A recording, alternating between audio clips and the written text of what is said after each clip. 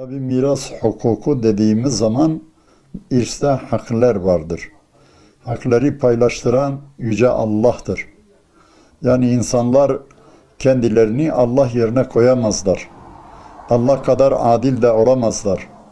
Allah kadar cihan şumul bir ilme de sahip değiller. Yani ezeli ve ebedi bir ilme de sahip değiller.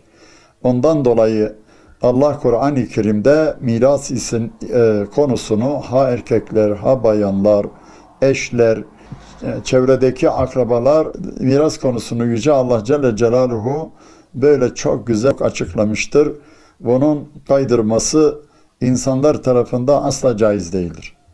Ondan dolayı Resulullah sallallahu aleyhi ve sellem diyor ki, yani ilk ilim yeryüzünde bu İslami ilimlerin konularından yeryüzünden kalkan ilk ilim feraiz ilmidir. Yani bu paylaşım ilmidir.